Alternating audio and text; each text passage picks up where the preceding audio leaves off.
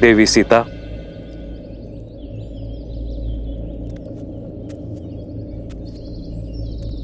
प्रणाम ऋषिवर। आयुष्मान भव। देवी, ये क्या? आपने तो इस स्थान की काया ही पलट दी। आपको कोटि कोटि आभार। मन की चिंता मिटाने के लिए तन को भक्ति में व्यस्त कर लिया। कैसी चिंता देवी? लवकुश की? उनकी सुरक्षा का वचन तो स्वयं तमसा माता ने दे दिया है, परंतु श्री राम, न जाने ऐसा क्यों लग रहा है मुझे ऋषिवर कि श्री राम विचलित है। देवी, आप दोनों दो शरीर एक प्राण हैं। एक दूसरे की मनोदशा बिना मिले, बिना देखे ही अनुभव कर लेते हैं। किंतु ध्यान रखिएगा, भोर खत्म होने से पहले रात्रि का अंधकार सबसे अधिक होता है। वैसे ही शुभ समय आने से पहले चिंताएं मन को घेर लेती हैं। और अब तो सभी चिंता के दूर होने का समय है। ये लीजिए ब्रह्मदेव का प्रसाद, इसे ग्रहण कीजिए। देवी, मैं आपको आश्वस्त करता हूं कि सृष्टि बनाने वाले आपकी समस्त चिंता का नाश अवश्य करेंगे।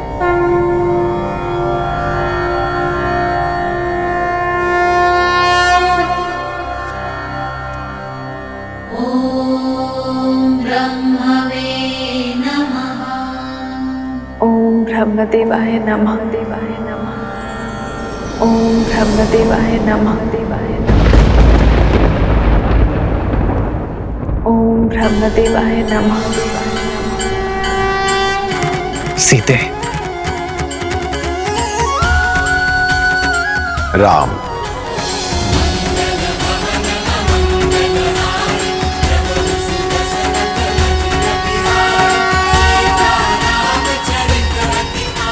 ब्रह्मदेव, तुम्हारा तप मर्यादा धर्म को संसार में फैलाने की ललक अद्भुत। तुम्हारे जीवन की इस यात्रा में देवी सीता ने भी पूरा साथ दिया है। इसलिए मैंने इस सीता के पुतले को इतने प्राण दिए हैं, ये अश्व के लौटने और यज्ञ उत्पन्न विधि के संपूर्ण होने तक मंत्रो जाप कर सके। अभी अश्वमेध यज्ञ देवताओं को भी सहर्ष स्वीकार होगा और उनका आशीर्वाद तुम्हारे साथ है राम। यज्ञ का अभिमंत्रण अश्व को आसुरी शक्तियों और दुर्घटनाओं से बचाता है, किंतु केवल तब जब देवताओं का आशीर्वाद हमारे साथ हो। धन्यवाद ब्रह्मदेव।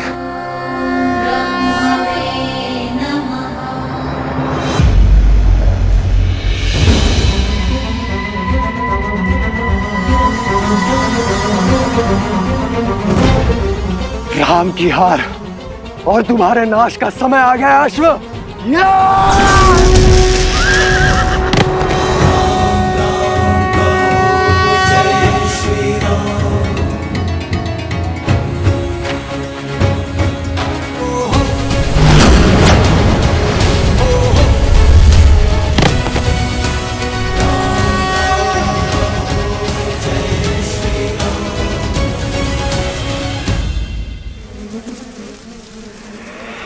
मूर्खाधिपति प्रबंधासुर, इतना भी नहीं जानते कि अश्वमेध का अश्व देवताओं की सुरक्षा में होता है।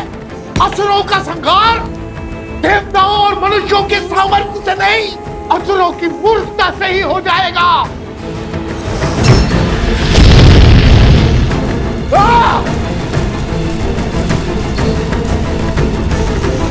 कुछ बोलते रहो कुछ, अन्यथा समझ नहीं आएगा कि तुम साथ हो कि पीछे छूट गए।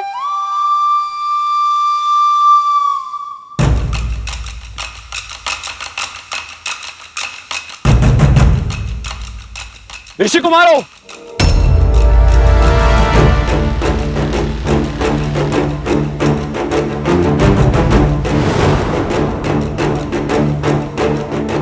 मधुरापुरी, नरेश, शत्रुघ्न, आप सच हो जा। इनसे युद्ध करे बिना हम आगे नहीं बढ़ सकते। मैं यहाँ यज्ञ का अश्व लेने आया हूं, चुपचाप उसे मुझे सौंप दो। वचन देता हूं मैं तुम्हें कि तुम्हें कुछ भी नहीं होगा। बड़े दयालु हैं श्री राम, क्षमा कर देंगे तुम्हें। सोम करें, माला संभालो।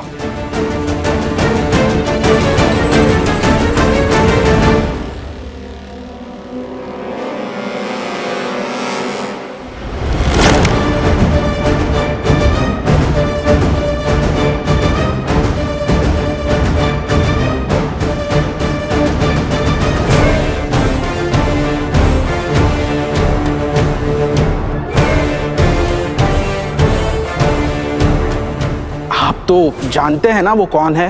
वो कोई साधारण बालक नहीं है, वो अनमोल रत्न है, केवल मेरे लिए नहीं अपितु समस्त संसार के लिए। आप दोनों जो कर रहे हैं वो अनुचित है। मेरी विनती सुनिए और समय रहते अपनी भूल सुधार लीजिए। यज्ञ के अश्व को रोकना पाप ही नहीं, अपराध भी है। हम बालक अवश्य हैं, किंतु अबोध नहीं। हम आपका बहुत सम्मान करते हैं राजानुज, किंतु अभी ये अश्व हमने पकड़ा है तो उपाय केवल एक ही है, युद्ध।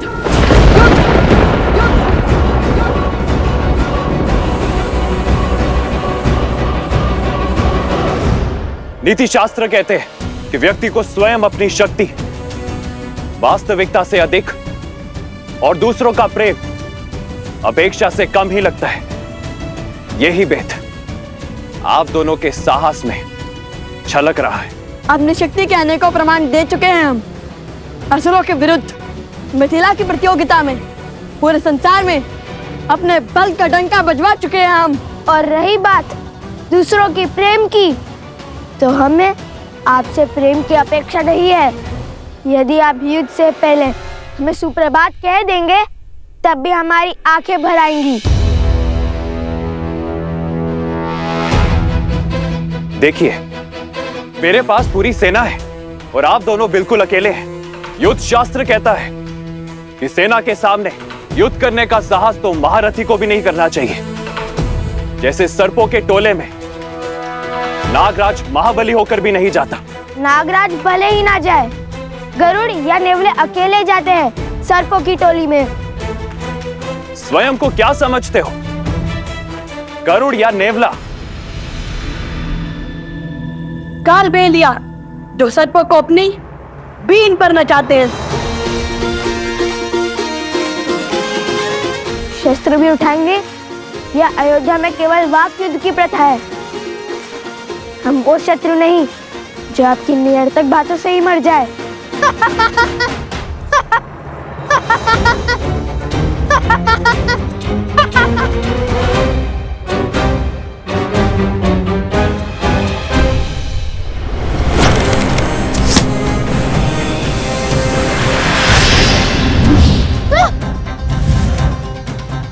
आप दोनों शत्रु नहीं, अपराधी हैं। अयोध्या के अश्व का हरण कर पाप किया है आप दोनों ने।